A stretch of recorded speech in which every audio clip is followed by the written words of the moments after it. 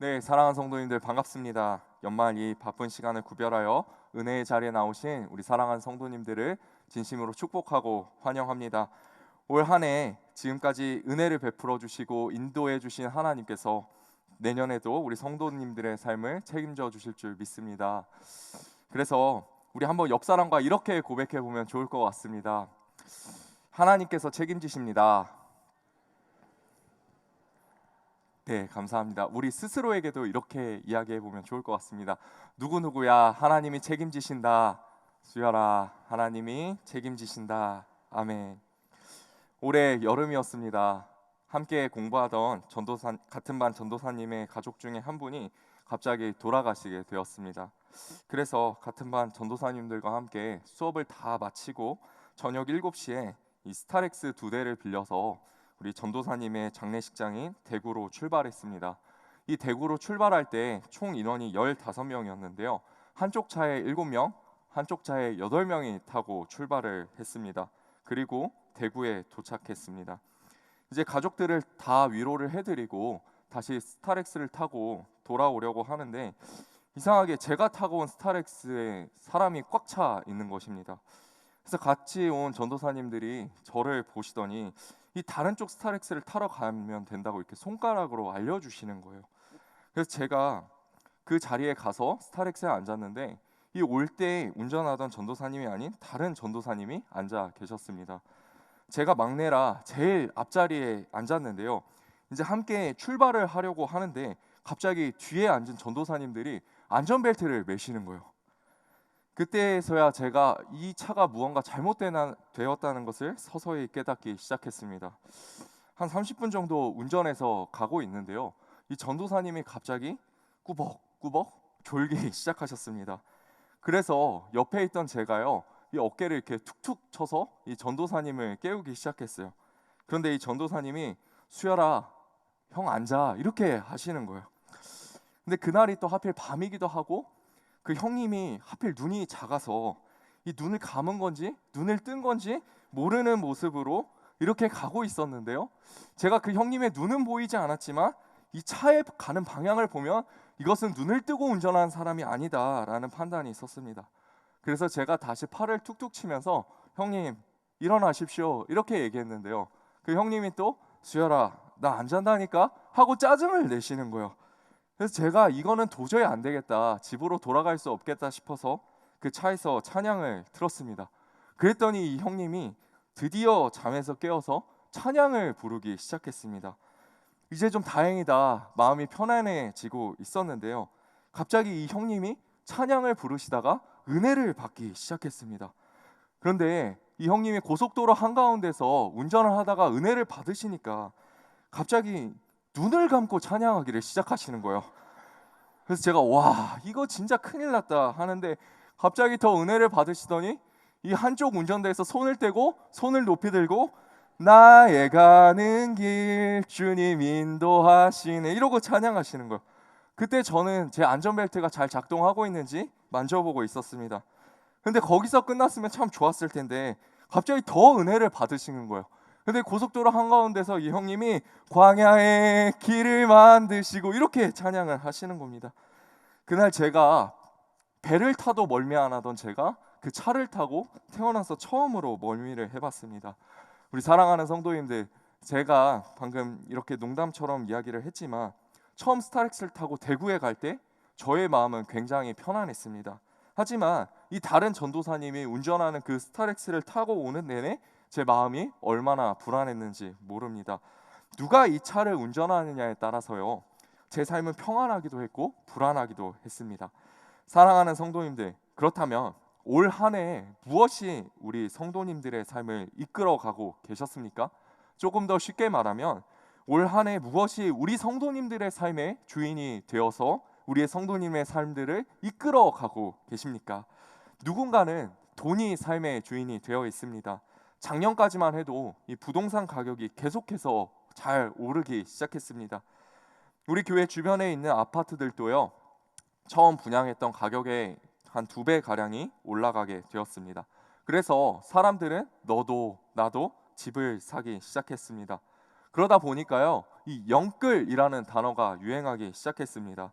집을 사기 위해 이 돈, 저 돈 끌어모으고 영혼까지 끌어모아서 반드시 집을 사야 한다라고 하는 것들이 그 당시에 사람들의 입술에서 계속되어진 고백이었습니다. 그래서 제 주변에도 무리한 대출을 받아서 집을 사시는 분들이 굉장히 많이 있었습니다. 하지만 올해부터 갑자기 집값이 조금씩 떨어지기 시작했습니다. 은행에서 대출 금리가 갑자기 높아지기 시작했습니다. 그래서 적게는 6에서 7%, 또 대출 금리가 심한 곳은 10%나 된다고 합니다. 그렇다 보니 자신의 삶의 운전대를 이 집에 또 돈에 모든 것들을 투자한 사람들은 마음이 괴롭고 마음이 무너지고 있다고 합니다. 또 우리 아이들은요, 시험이 우리 아이들의 삶의 주인이 되어 있습니다. 아이들은 초등학교 6년, 중학교 3년, 고등학교 3년, 총 12년의 시간을요, 이 수능이라는 시험을 향해 달려갑니다.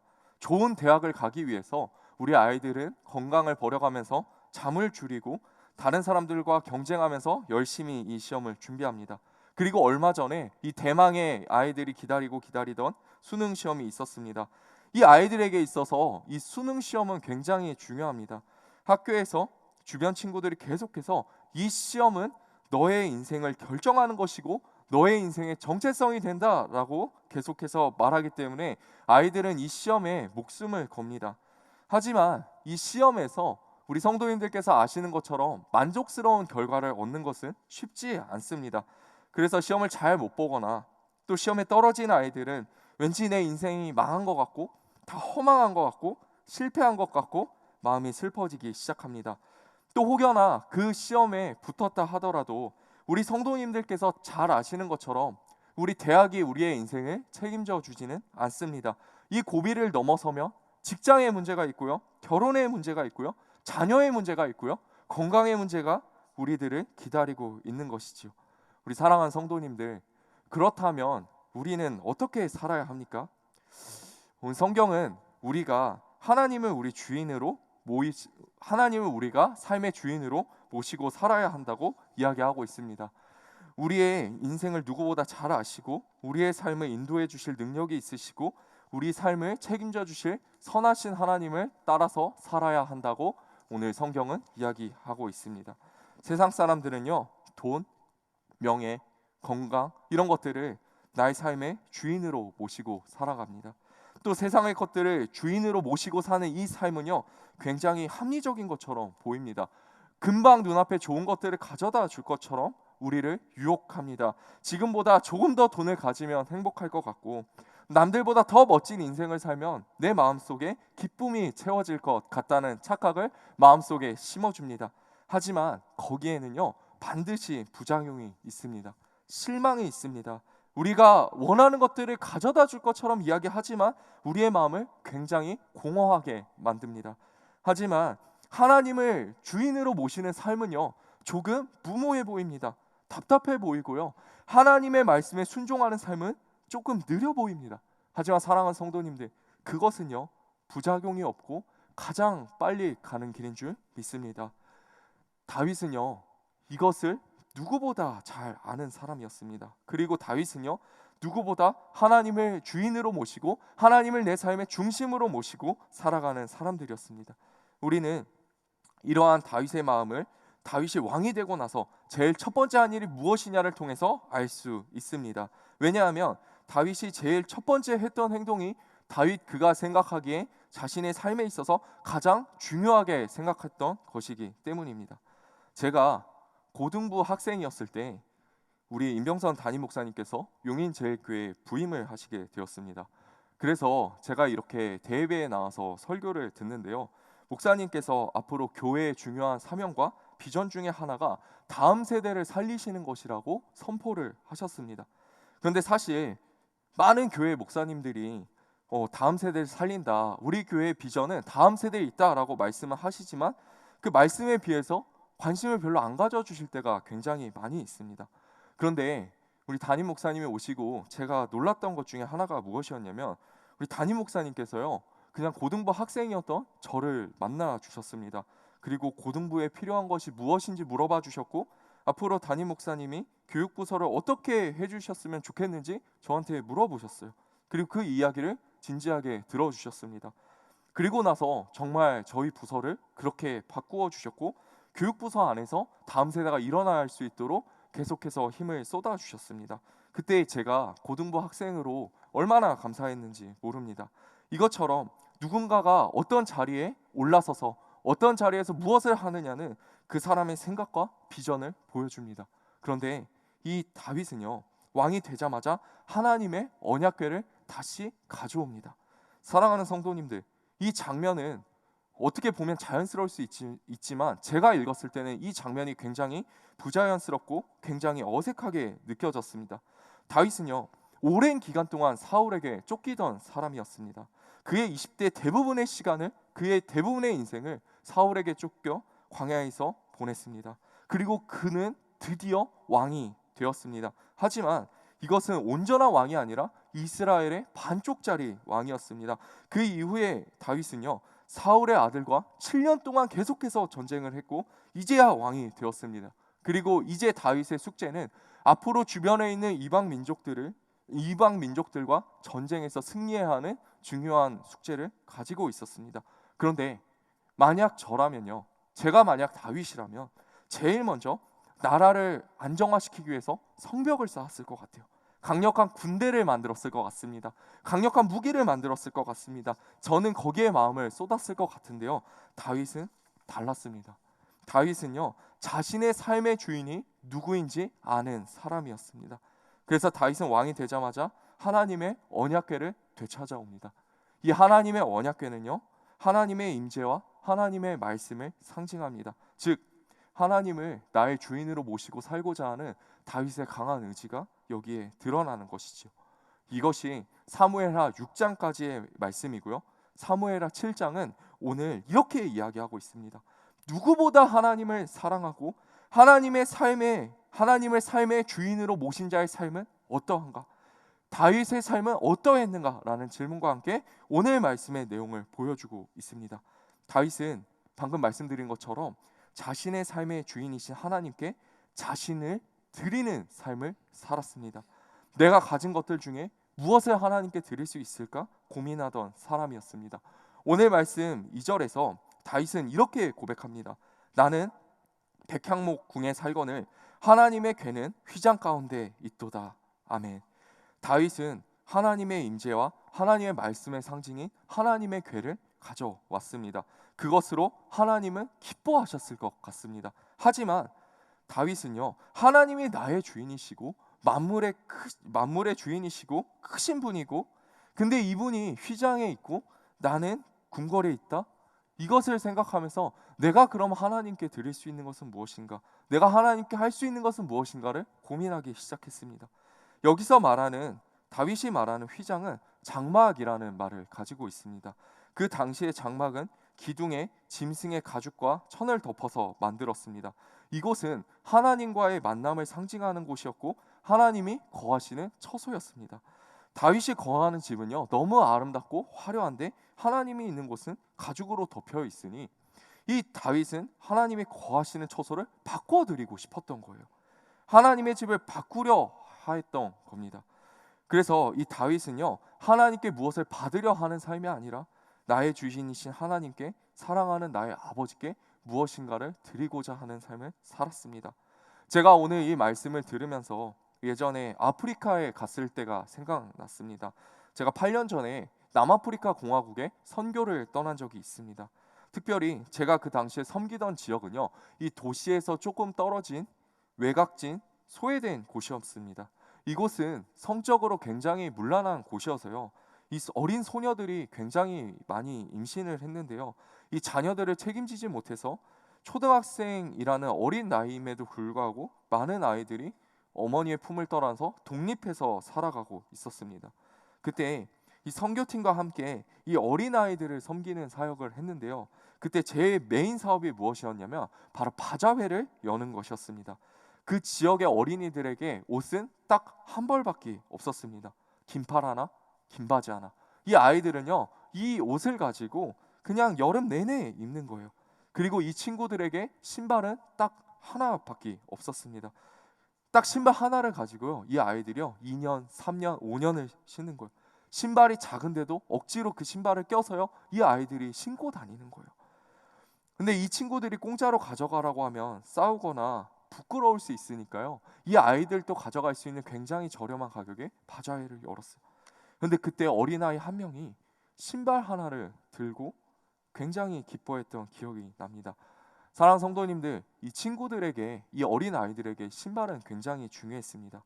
그 지역에 배수 시설이 잘 되어 있지 않아서요, 가정에서 배출하는 오물과 쓰레기들이 이 바닥에 다 널려 있었습니다. 그래서 이 아이들이 밖에서 뛰어놀다가 이 쓰레기 안에서 있는 유리 조각을 밟게 되면 이 아이들의 발은 감염되게 되고요, 이 아이들은 발을 못 쓰게 될 수도 있습니다. 그런데 이 신발을 구매한 아이가 해맑게 돌아갔다가요, 주일날 예배 시간에 나왔습니다. 이 다 함께 예배를 드리는데 이 헌금 시간이 되었습니다. 그래서 다 같이 헌금을 드리고 이 헌금 담당자가 헌금 바구니를 돌리고 있는데 이 아이가 자기 신발을 벗어서 헌금 담당자에게 이렇게 주는 거예요. 그 모습을 보면서 이 함께 간 선교팀이 얼마나 감동을 받고 회개했는지 모릅니다. 제가 초등부를 담당하고 있을 때 우리 초등부 선생님께서 한 분이 건강 검사를 받으셨어요. 근데 거기에서 암이 발견된 겁니다. 암이 이 갑상선 쪽에 있어서요, 우리 선생님께서 수술을 하시게 되었는데 전 솔직하게 말해서 이 선생님께서 교사를 못하게 되실 줄 알았습니다. 수술이 끝난 후에 제가 좀 쉬다 오겠습니다 이렇게 말씀하시면서 교사를 그만두실 줄 알았어요. 그런데 이 선생님께서 수술이 끝나면 2, 3주 후에 우리 반 아이들 계속해서 공과 공부를 가르치고 싶다고 하시는 거예요. 그래서 제가 얼마나 감사했는 줄 모릅니다. 그리고 그때가 마침 9월 달이었는데요, 초등부 전도 축제를 하던 때였습니다. 그래서 평일 오전에 이 선생님들과 함께 학교 앞에서 열심히 전도를 했습니다. 그런데 그때 이 수술하신 지 얼마 안 되신 우리 선생님께서 나와서 전도를 하시는 거예요. 우리 혹시 갑상선 암 수술을 받아보거나 갑상선 쪽 수술을 받아보신 분이 이 주변에 계신 분들은 아시겠지만 이 갑상선 수술을 하고 나면 한동안 말을 잘 할 수가 없습니다.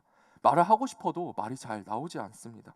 그런데 그런 선생님께서 부서에 조금이라도 도움이 되고 싶으셔서 책임지고 계속해서 그 전도 모임에 나오신 거예요. 그런데 우리 선생님이 말씀을 하실 수 없으니까 이 자녀분과 함께 나와서 본인은 이 전도지를 나눠주고 자녀가 계속해서 전도를 하면서 함께 전도를 했던 기억이 납니다. 사랑하는 성도님들, 우리는요 이 자리에 나와서 늘 하나님이 우리의 주인이라고 고백합니다. 하나님께 사랑한다고 고백합니다. 하나님께 나의 전부를 드리고 싶다고 이야기합니다. 하지만 우리가 정작 하나님께 무엇인가를 드리기에 앞서서는요, 하나님 앞에서 우리가 인색할 때가 있는 것 같습니다. 때로 우리는 교회에서 우리 자녀들이 예배를 드리고 하나님께 자신의 삶을 드리는데 인색할 때가 있습니다. 아이들이 교회 모임을 준비하고 아이들이 교회에 모여서 예배를 드리는 것보다 학원에 가고 아이들에게 필요한 것들을 준비하는 게 더 중요하다고 생각할 때가 있습니다. 그럴 때 우리의 마음이 더 편안해질 때가 있습니다. 때로 우리는요 하나님께 헌금을 드리는 거에 대해서 인색해질 때가 있습니다. 가정이 생기면서 갑자기 우리의 생활이 어려워지면서 그렇기도 하지만 갑자기 사업이 잘 되고 내가 직장이 좋은 직장으로 바뀌어지다 보면 갑자기 하나님께 드려야 될 것들이 많아서 우리의 마음이 부담스러워질 때가 있습니다. 하지만 성경은 우리의 마실 것, 우리의 먹는 것, 우리의 입는 것, 우리의 자는 것의 주인이 하나님이시라고 가르치고 있습니다. 온 우주의 만물이 다 하나님의 것이라고 가르치고 있습니다. 하나님께서 우리에게 물질을 허락하시는 것은 하나님의 것을 빌려주시는 것이라고 이야기하고 있습니다. 그래서 우리가 이 말씀을 듣기 전에 헌금을 드릴 때 우리의 마음의 고백은 하나님이 이 모든 것의 주인이십니다. 나의 주인이십니다. 한 주간 지켜주신 하나님께서 앞으로도 지켜주실 것이고 앞으로도 나의 삶을 인도해 주실 것을 믿습니다라는 고백이 담겨있는 것이지요. 그리고 때로는요 우리가 하나님께 시간을 드리는 것에 대해서 인색할 때가 있습니다. 교회에 많은 봉사의 자리가 있습니다. 연말이 되면 많은 봉사자들이 필요해서 각 위원회에서 또 교구에서 주일학교에서 봉사자들을 계속해서 모집합니다. 물론 이 너무 많은 짐을 지고 계셔서 그것이 조금 힘든 분들도 계시지만 때로는 교회 봉사보다 나를 위해 사용하는 시간들이 더 좋아서 또 그것들이 필요해서 이 봉사를 거절하시는 분들이 계십니다. 이제 그럼 제가 이렇게 말씀드리면 우리 성도님들 이렇게 말씀하실 것 같아요. 아니 목사님, 저 하나 사는 것도 힘들어 죽겠는데 왜 자꾸만 하나님께 드리라고 하시는 것입니까? 근데 사랑하는 성도님들, 하나님께 자신의 것을 내어드리는 자는 절대 망하지 않습니다. 믿으십니까? 하나님께 자신의 것을 내어드리는 자들의 삶은요, 하나님께서 반드시 책임지십니다. 믿으십니까? 오늘 말씀에 보면요, 다윗이 하나님께 집을 지어드린다고 말합니다. 하나님을 위한 하나님의 성전을 만들어 드린다고 말합니다. 그런데 오늘 말씀에 굉장히 특이한 부분이 하나 있습니다. 하나님께서요, 반대로 이 다윗의 집을 만들어 주신다고 말씀하시는 거예요. 내 집과 내 나라가 내 앞에서 영원히 보존되고 너의 왕위가 영원히 견고하게 하리라. 아멘. 하나님은요, 이렇게 약속하십니다. 다윗아, 네가 나의 집을 지어준다고? 아니, 내가 너의 집을 지어줄게. 그리고 하나님께서는요, 다윗의 왕위가 영원히 견고할 것을 약속하십니다.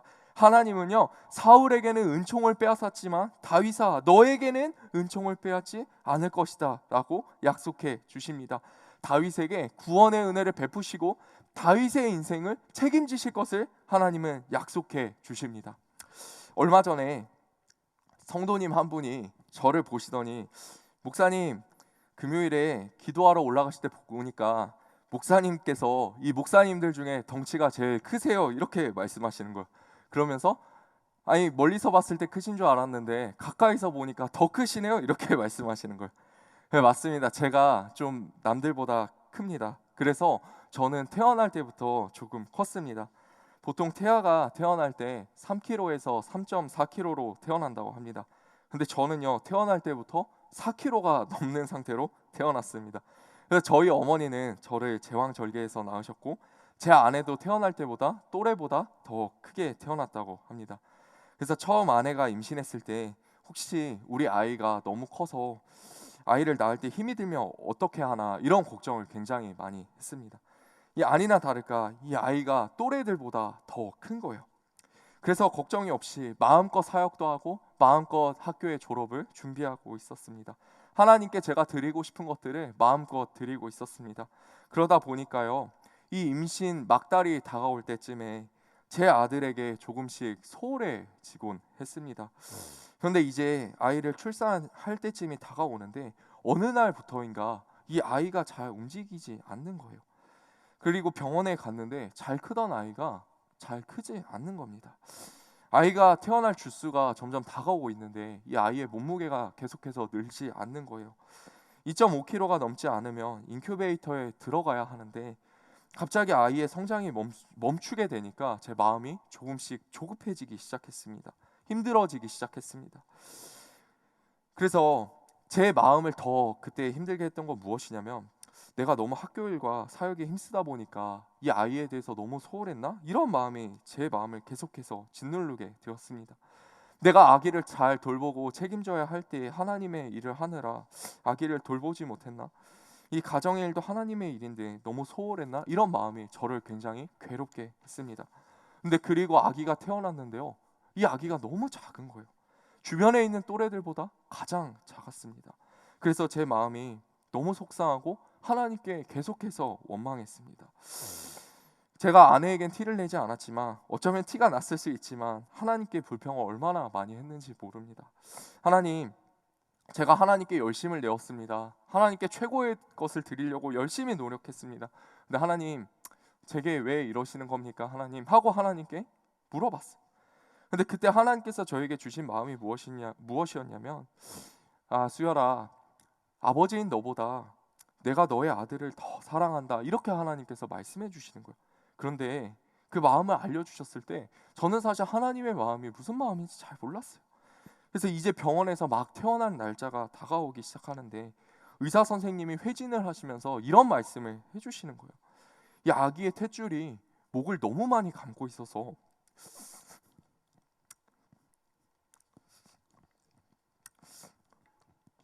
이 아기가 큰일 날 뻔했다고 이야기를 해주시는 겁니다. 사실 저희 가정은 자연분만을 원했거든요.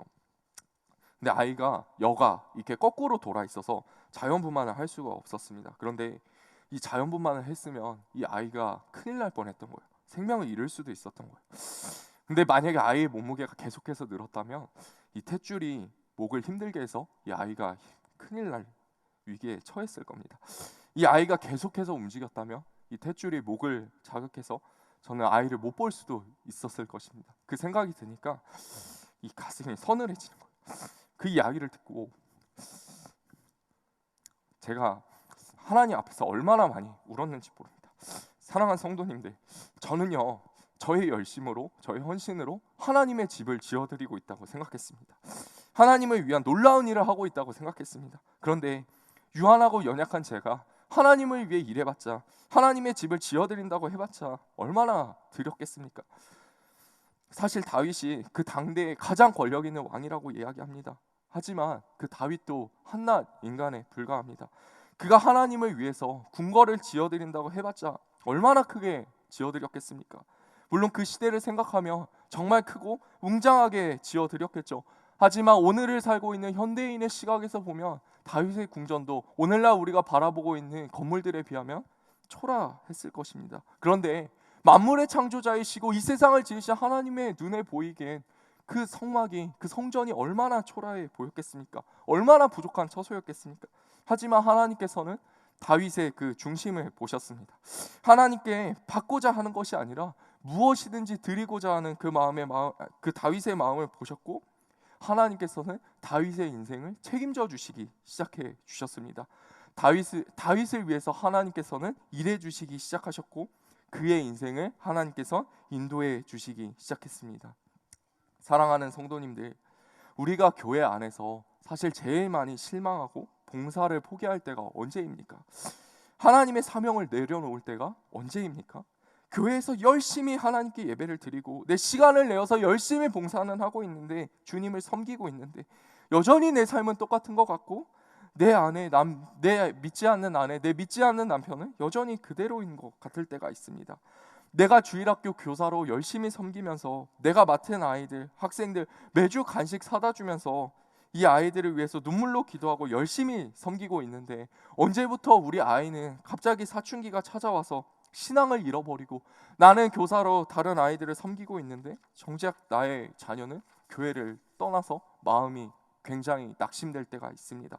하나님께서 분명히 사명을 맡겨주셨는데 그 사명을 감당하다 보니 나의 삶의 자리에 어려움이 찾아올 때가 있습니다.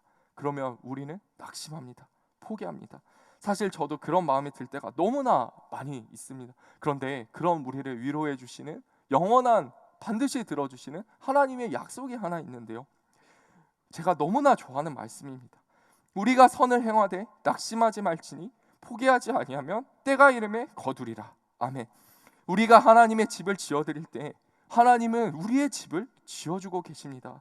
하나님은 우리의 인생을 책임져주고 계십니다. 그래서요, 우리가 하나님의 일을 하고 하나님을 위해서 내 삶을 내어드리고 우리가 하나님을 찬양하고 나아갈 때 우리가 낙심하지 말아야 할 것은 무엇이냐면, 하나님께서 때가 되면 거두신다는 것이죠. 하나님께서 때가 되면 책임져 주신다는 것이죠. 사랑하는 성도님들, 우리 다시 일어났으면 좋겠습니다. 우리 삶의 주인이신 하나님께 나의 방향을 돌리고 다시 사명의 자리로 돌아갔으면 좋겠습니다. 혹시 우리 성도님들 중에 올해 교사를 그만두신 분들이 계십니까? 다시 사명의 자리로 돌아가시기를 축복합니다. 혹시 봉사의 자리를 떠나 계신 분들이 계십니까? 여전히 변하지 않는 나의 삶으로 사명의 자리를 놓고 계신 분들이 계십니까? 사랑하는 성도님들, 우리 다시 하나님의 사명의 자리로 돌아갑시다. 이제 돌아오는 주일부터 다시 새해가 시작됩니다. 우리 함께 하나님을 위해서 다윗처럼 나의 것을 내어드렸으면 좋겠습니다. 우리의 시간, 우리의 열정, 우리의 마음을 하나님께 올려드렸으면 좋겠습니다. 사랑하는 성도님들, 그리고 나서 하나님이 우리 인생 가운데 어떻게 일하시는지를 경험하십시오. 하나님이 우리의 삶을 통해서 어떻게 열매를 맺어가실지 기대하십시오. 우리 하나님께서 우리의 삶을 이끌어 가심을 보는 새해가 되기를 주님의 이름으로 축원드리고 축복합니다.